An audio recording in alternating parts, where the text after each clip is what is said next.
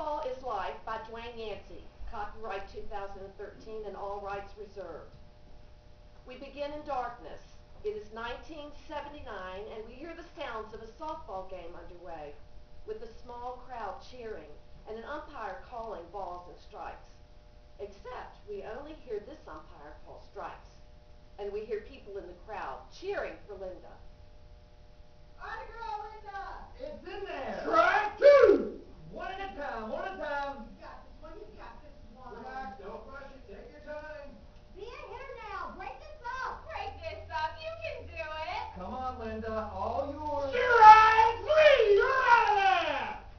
Lights up. From the back of the theater, a young teacher comes running in. This is Kristen. Oh, Mr. Wellington, come quick! We see Mr. Wellington, the weary high school principal. A banner proclaims, "Congratulations, class of 1979," to show the year. What's all this ruckus about, Miss Turner? Linda Alderson is pitching a perfect game. Top of the ninth, just one more out to go. You have got to come see this. I might be there in a bit. A perfect game in the state semifinals. Oh, that. You can go on. What? You aren't going to come see this? She just needs one more out for a perfect game. Nothing to get excited about. It's only a girls' softball. Strike three! Ball game! Linda! Linda! Linda! Linda!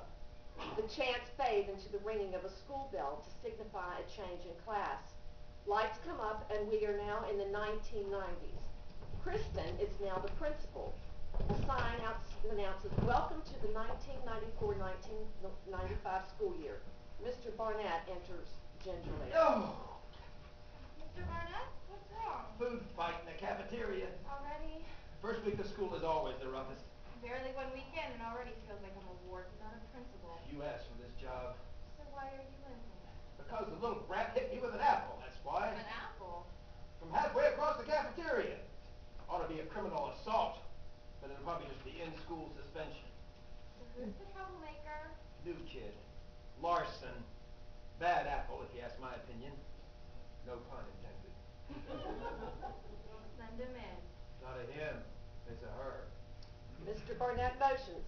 Larson enters long enough for the audience to get a look at her. Lights out. The scene, 1979, about 1 week after Linda pitched a perfect game in the state semifinals. She's in the principal's office. She has a glove with her. It's not fair. There are a lot of things in life that aren't fair. It's best you get used to it now. But the boys get to play their championship game for baseball. Why don't the girls? I have explained this to you and the other girls. I'm only going to explain it one more time. With the way gas prices are right now, we just can't afford to send the whole team to the other side of the state. I'm sorry, but that's just the way it is.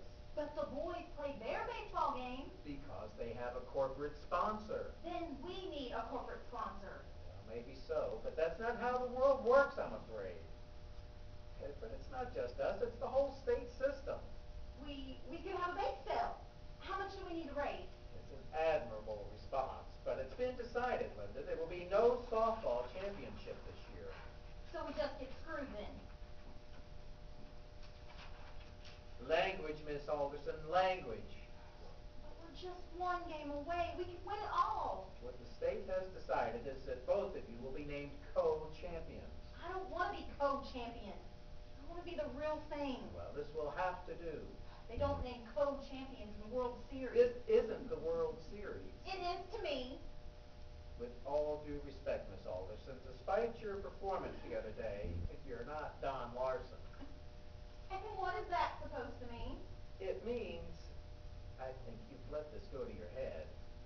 Gone to my head? What are you talking about? I can understand your disappointment. No, you can't. You don't know anything about me. You don't know a damn thing. If that's the way you're going to be, we can end this conversation right here and now. Yeah? And we can end a lot of things right here and now. I didn't say you could stand up. Yeah? Well, I didn't say you could just cancel the championship game, did I? But you did that. So screw it. I'm out of here. Young lady, you sit down right now. It's not too late in the year for school detention. Huh. Fuck detention. Fuck school and fuck all this. Miss Alderson!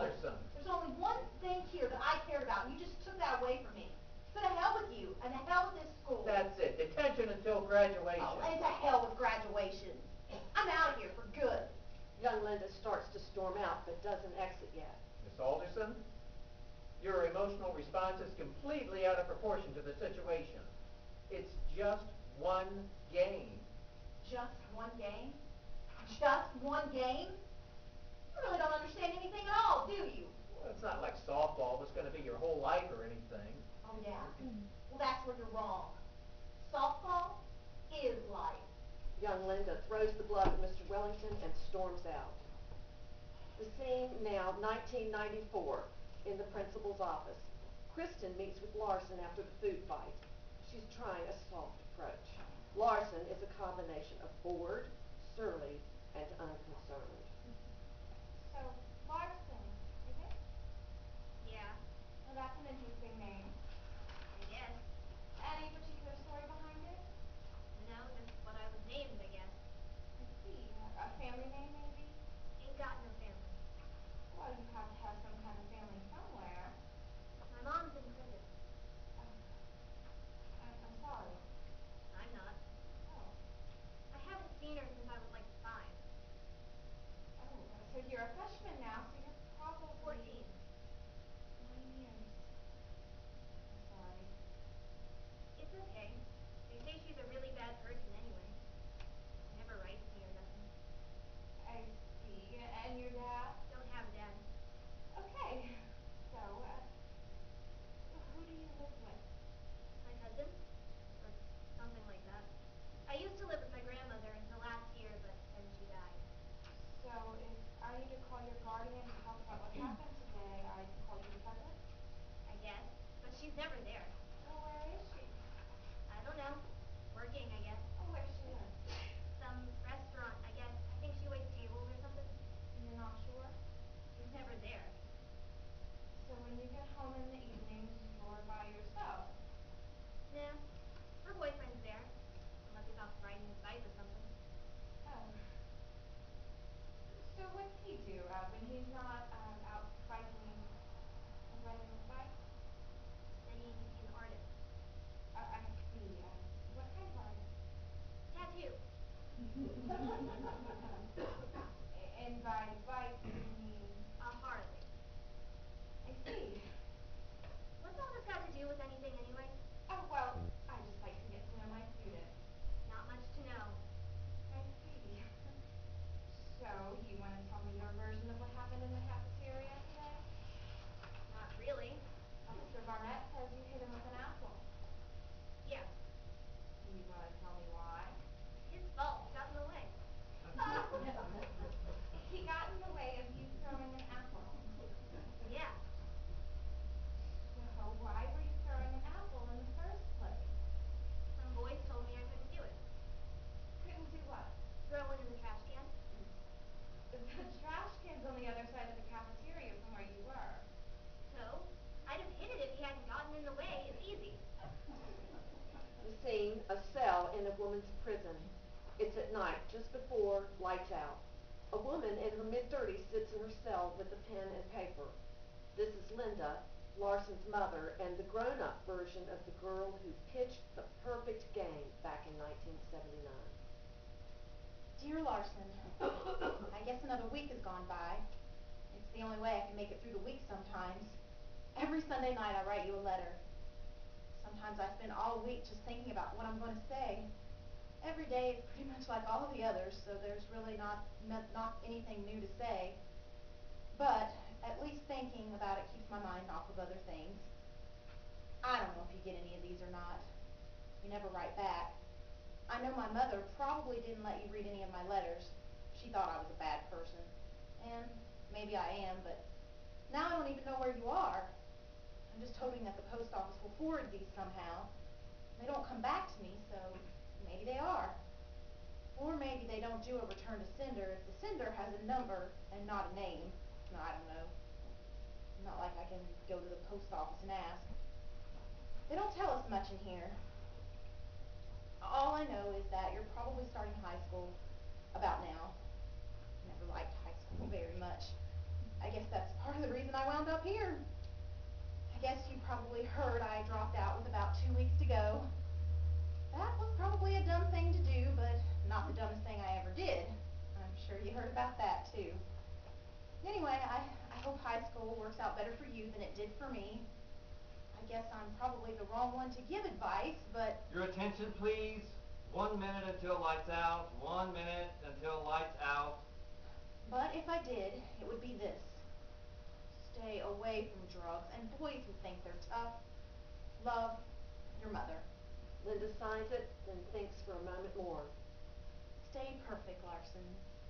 Stay perfect. Lights out. Larson is at home after school. She lives in a mobile home. She's watching TV, bored. Her cousin's boyfriend enters. Squirrel is creepy and bad news. He's drinking a beer and has some unlit cigarettes with him. What you watching, sweetie? Watching TV. I can see that. But what you watching? Whatever's on. You want a beer? I won't tell Alice. Not that she'd care anyway. Not thirsty. Giselle, you seeing skin, sweetie pie? And don't call me Sweetie Pie. I have a name, you know. A dumb name. It's a boy's name. You don't look much like a boy. Whatever. A beer do you good. Loosen you up. You could stand a little loosening up. Squirrel puts his arm around her. She shuffles down to the far end of the sofa. Well, what's the matter? You afraid of me? I won't bite. Larson doesn't reply. You know, if you're going to live here, we got to get to know each other better. You know that, don't you? Nothing to know. Oh, I think there's a lot to know. Pretty girl like you, I bet all the boys want to know you. You don't know you're pretty, do you? I don't know. Well, I know, 'cause I'm looking at you. And I know a pretty girl when I see one. Whatever. You know, you could be a model for me. You could be a sweet little angel. How'd you like to be an angel? I could give you wings and all sorts of things. How'd you like some wings on your back? I could start them here and run them down to here and... I don't want anything. So, what do you want? I don't want nothing. Nothing for it. And Alice isn't going to be home for a couple of hours yet. What do you say you and I take a ride? Ever ride on a motorcycle? No. First time for everything. You ready for your first time? Just leave me alone. Aw, now that's no way to treat me. You know, you ought to be nicer to me. Because we went out of our way to take you in when your granny died. We ever got tired of you. Well, I hear those foster homes aren't much nice places to be. You know what I mean. So you ought to be nicer to me. Because I'd hate to tell Alice you were more trouble than you were worth. But you know what? You'd hate it more. I'm going to my room. Larson gets up and leaves. Be that way then. The day will come, sweetie pie. The day will come. Squirrel takes out a cigarette and lays down on the sofa. Larson re-enters briefly. And try not to fall asleep smoking again. Last time you nearly burned the damn place down. Larson slams the door. Squirrel jumps up and runs after her. Hey, you shut your mouth, young lady, or I'll come in there and shut it for you. And you know I will. You know why they call me Squirrel, don't you? It's because I'm nuts. And you don't want me to go nuts? He tries to open her door, but it's locked. Open the goddamn door before I have to kick it open. Finally, he gives up. Oh, hell. Fire hazard. Fucking fire hazard. Ungrateful little bitch. He sits back on the sofa, lights his cigarette, takes a drag, and gets an idea. A fire hazard. Yeah. He laughs and blows smoke. In the women's prison, the guard speaks to assembled prisoners who are unseen. All right, ladies, listen up. I have an announcement. It seems the governor, in his wisdom, has decided that since some of you are getting out of here someday, that you might need a few useful skills besides trading cigarettes for chewing gum. So the state is starting a work program for inmates. Mind you, this is not a work release program. Nobody's getting out for anything. This is a prison factory program. You'll be working down in Section D, those of you who are eligible, and you know who you are. Well, it seems the men have first dibs on the state license plate factory. But the state apparently has a need for highway signs, so that's what you'll be doing. You'll be making all those signs that now say, now entering this place, and now leaving that place, or whatever else that somebody wants to put up. And here's the best part. For those of you convicted before the 3 strikes and you're outlaw took effect, you can earn good time credits. And you know how the parole board likes to see a lot of good time on your record. So, any volunteers? In darkness, we hear Mr. Barnett shout what sounds like what a coach would shout during a game when runners get on base. Ducks on the pond!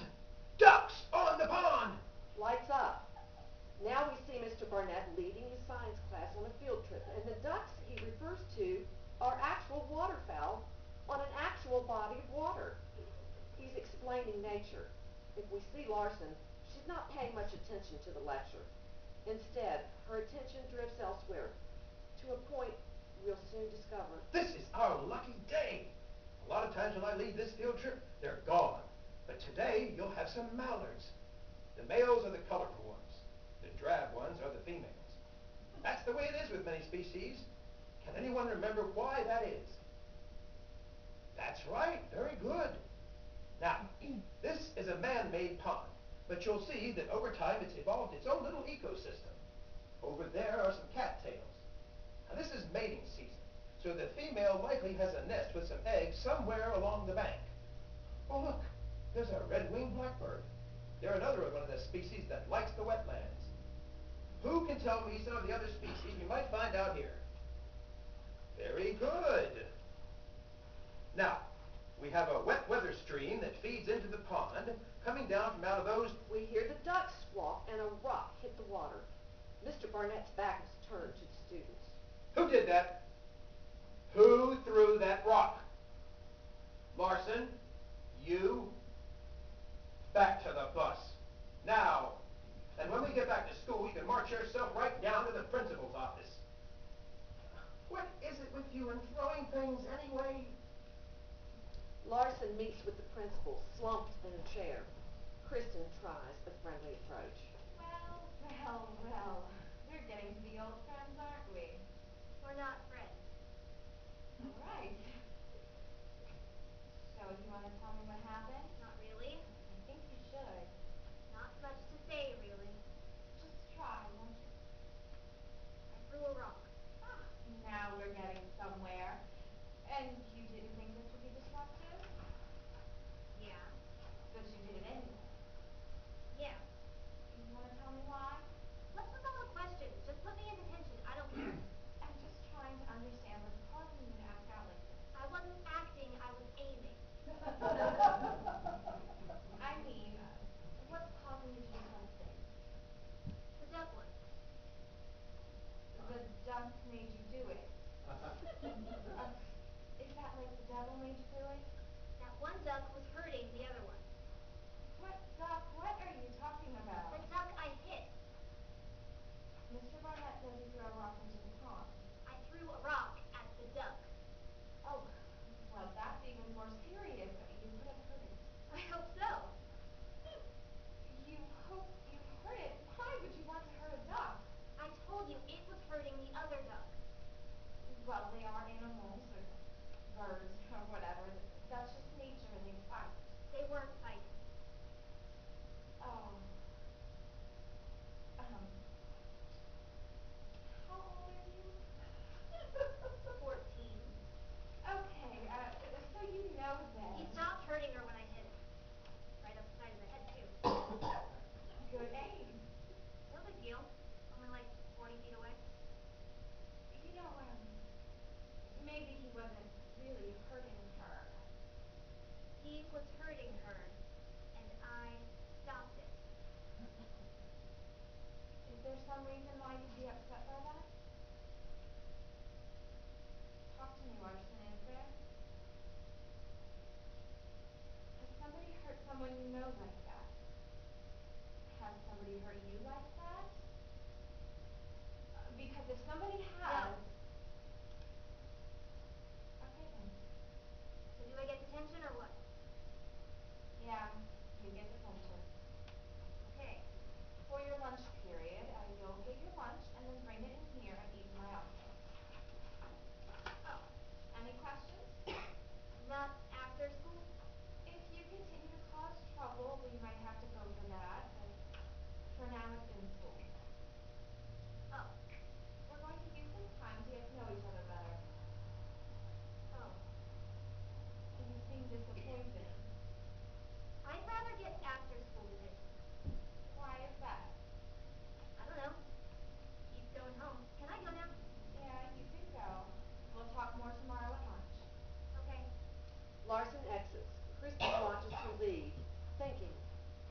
she picks up her phone.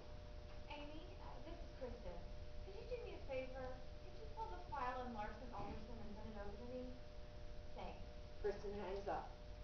Alderson. Where have I heard that name before? Oh well. In the women's prison, Linda's working on a highway sign. The guard comes by and looks over her. Not bad, not bad. Maybe someday, if you get out, we can visit all these places you're making signs for. Maybe so. Here's a new work order when you're done with that one. All right? I'll get to it. I'll send one of the girls around to pick that one up. Guard exits. Linda looks at the work order and is stricken with rage. No! Kristen is in her office, looking over Larson's files. Suddenly, she realizes. Yes! Oh, that's it. That's how I know her. I thought she looked familiar. What do you mean you're not doing that one? You heard me. I'm not doing that one. You don't get to pick and choose your assignments, Alderson. But it's wrong. How's it wrong? Everything looks spelled right to me. It's wrong. I know it's wrong. It's a highway sign. How can it be wrong? Right there, on that line. Welcome to Northview, home of the Vikings. Not that one, below it. Football state champions, 1957, 1958, 1976, 1989. The softball one, 1979. What about it? They didn't win that one. What do you mean they didn't win it? I mean, they're lying. Why would a city lie about winning a state championship? I don't know, but they And are. I'm supposed to take your word for this. A convicted felon. I know. I was there. Oh, so you're going to tell me you won it instead? Nobody won it. They wouldn't let us play. Whatever, it's whatever they want. Well, it's wrong, and I'm not doing it. Oh, you'll do it. No, I won't. You'll do it if you want to stay on work assignment. Give me another one. I'm not doing that one. You'll do that one or you won't do any at all. I'm not doing that one. Fine, back to the block for you. I said, give me another one. That's not the way it works. But it's wrong. 5 demerits for refusing to direct orders. Is that what you want? 5? For telling the truth? 10 for talkback. Is this some kind of joke? One more word and I can bust you back to solitary if that's what you want, Alderson. It's up to you. You tell me. Fine. You may as well go ahead and throw away the key.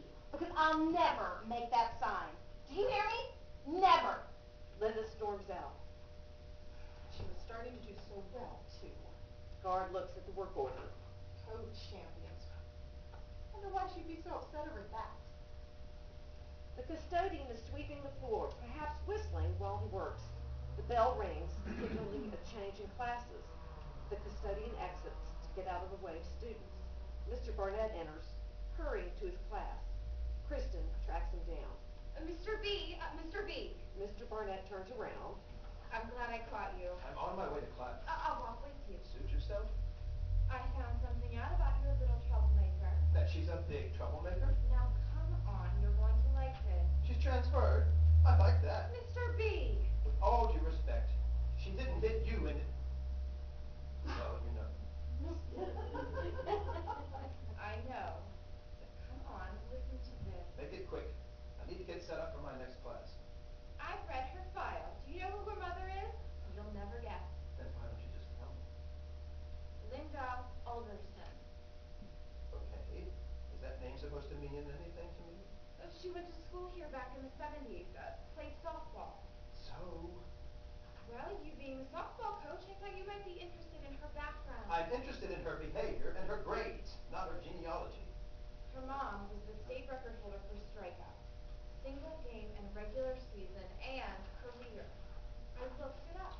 Good for you. And get this, she pitched a perfect game in the state semifinals. Okay. So, She was the star player on the team that should have played for a state championship, except they canceled the finals because of the gas prices. heard about it. Long time ago, though, before my time. Don't see what difference it makes now. And I taught her. Not well enough, apparently. Well, I just had her for one class, but I saw that game, the one where she pitched the perfect game. And your point is? Well, don't you think Larson might have any potential? You know, like mother, like daughter? Yes, like mother, like daughter. And from what I hear, her mother is in prison. I think that's where she'll likely wind up too, at the rate she's going. She has an arm on her, and you can't deny that. So do we all. She also has an attitude. Now, if you'll excuse me, I have a class to teach. What's that supposed to mean? It means I have a class to teach, and I'm going to be late. You don't. Look, if this is about me getting the principal's job instead of... It's about me wanting to get to class on time. There are rules here, and just so you know, your little teacher's pet has broken about half of them. Mr. Barnett exits. She's not my teacher's pet.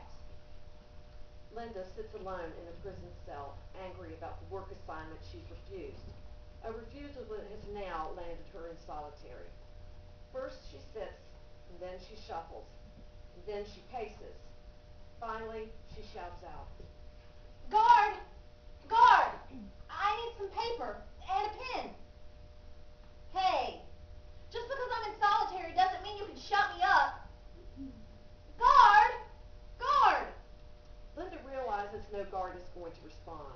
Linda looks around to unseen fellow inmates. Hey, anybody got a pen and a paper? Trade you some cigarettes. The principal's office. Kristen's talking to the custodian. While they're talking, Larson enters with her lunch tray and sullenly sits down, far away from the principal's desk. She puts the tray on her lap. And there's a light that's gone out in the upper hall. All right, And then after lunch, we'll need the cafeteria set up for the PTA meeting. on my list. Custodian exits.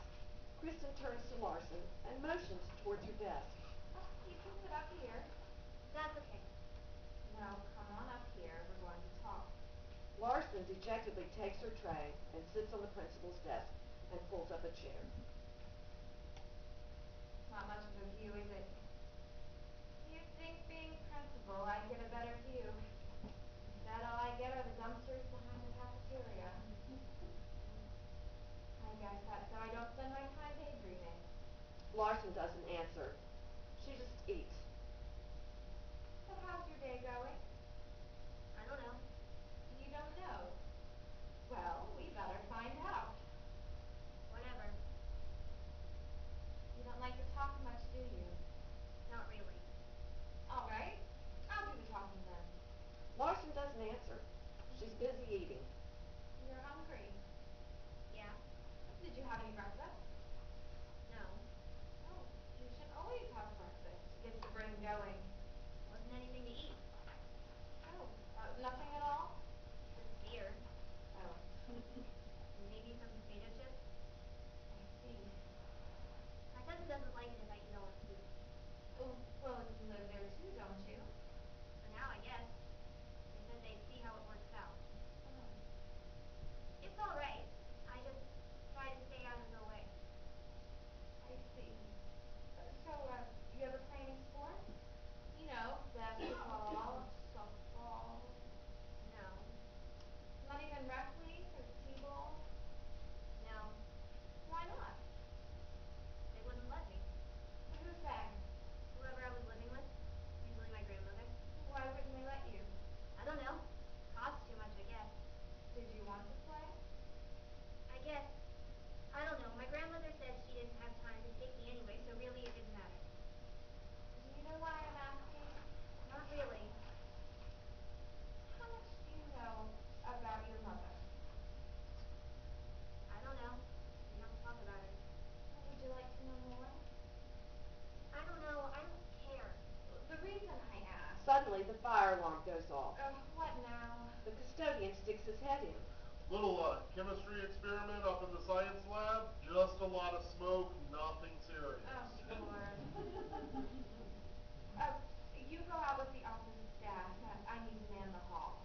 Kristen exits. Can I take my lunch? Larson takes her lunch and exits, still eating. Linda sits in her prison cell, except now she has a pen and paper to write a letter with. Dear Larson, it's not Sunday night, so you're probably wondering why I'm writing now. Well, it seems like I have a little extra time on my hands. Linda scratches out the last line. There's something I need to tell you.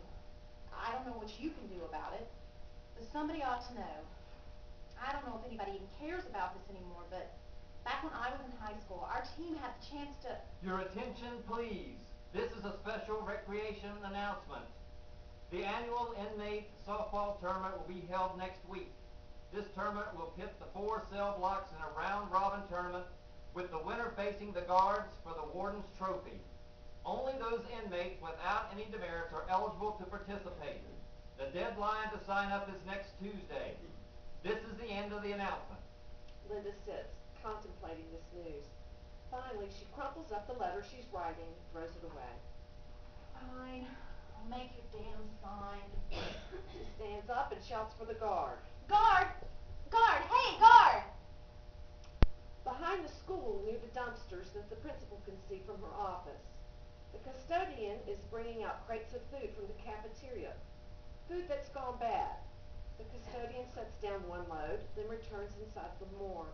Larson watches from a distance, then approaches the crates once the custodian has exited. Larson picks through the crates looking for something to eat, perhaps sampling some things. She finds a few apples worth saving and stuffs those into a backpack.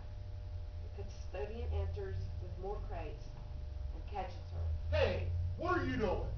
Nothing, just looking around. All that's gone bad. It's not good anymore. Now scoot. There are still some good things in here. She shows off an apple. See?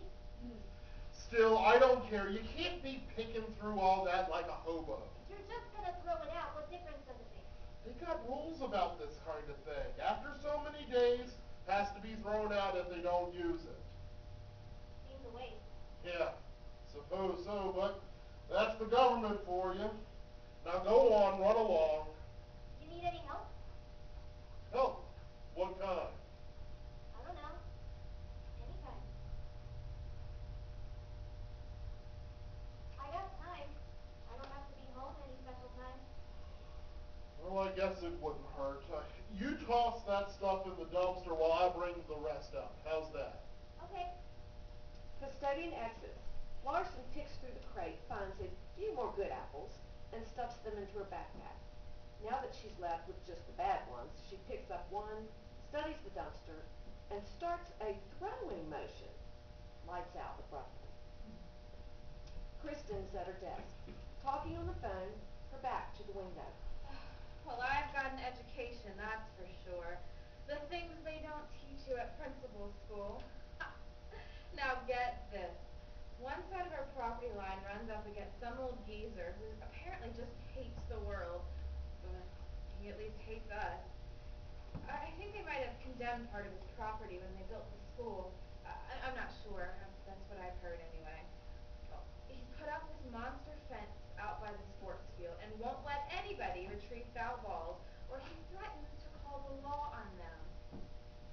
So apparently we spend some fantastic percentage of our athletic budget just on lost balls. And here's the thing, it's like out in the woods, so it's not like it's in his backyard or something. Anyway, yesterday the athletic director comes to me and says, this is priceless. So he says now there's some giant hornet's nest in the trees and on old man McGrump's property, and they're buzzing all around the sports field. But he refuses to have it taken down. Says it's part of his nature preserve. As she talks, the audience sees round vegetables fly by the window. But Kristen isn't looking in that direction, so she doesn't see them. Behind the school, Larson is no longer visible, having stepped closer to the dumpster to throw. The custodian enters, carrying another crate. All right, I think this is the last. The custodian sees Larson throwing and stops in mid-sentence. Hey, what are you? The custodian evidently sees Larson nail the throw. Whoa. Kristen's on the phone in her office, her back still to the window. So I asked the central office if we could have the thing declared a public safety hazard or something, because somebody is going to get stung by one of those things, and God help us if they're allergic. But the central office people won't even touch it. Apparently they've been dealing with this old fart for years, and Kristen turns around in her chair facing the window just in time to see a round vegetable fly by. Oh. Oh, no, I'm still here. I'm sorry, I've got to go. There's a situation that's come up. I'll call you back. Bye. Kristen hangs up and stares out the window. At regular intervals, vegetables go flying past. What in the... Custodian stands, mouth agape, watching Larson, off stage, throw vegetables through the open door of the dumpster. The custodian reacts with each throw, amazed at how accurate Larson is. We hear the sound of the vegetables flying by and landing in the dumpster. Larson? Kristen runs out of her office. The custodian stands, mouth still agape, but we no longer hear the sound of vegetables being thrown.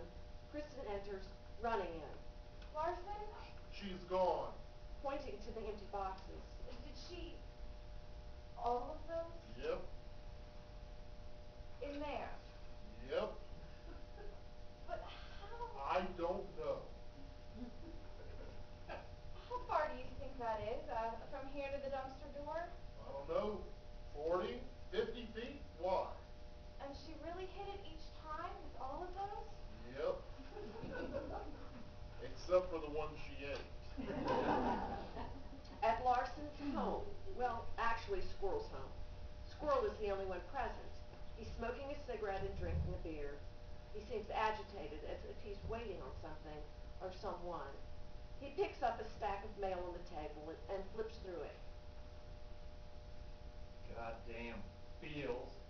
He tosses the bills away, then he spots a letter. What the fuck? How the hell did this get here? He looks at the letter. It's from Linda to Larson. How does she even know? Well, what she don't know won't hurt her. He takes out a lighter and sets fire to the envelope. I'll let the little jailbait live here, but her mom can just butt out. That's for damn sure. What she don't know won't hurt her. Where's the little bitch anyway? Door slams. It's Larson entering the house, but not yet on stage. Squirrel shouts at her. It's about damn time. Larson enters, eating an apple. Where you been, sweetie pie? I've been worried sick about you.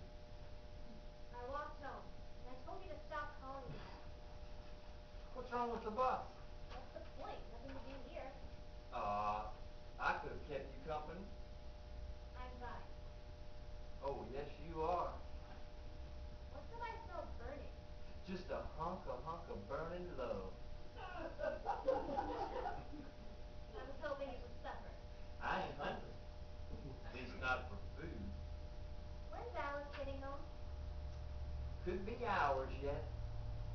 Until then, just you and me. Just you and me. Larson heads to her room. Hey, where you going? Going to my room. She slams the door shut. Squirrel sits and laughs darkly as he finishes his cigarette and his beer. Larson opens the door. What happened to the lock on my door?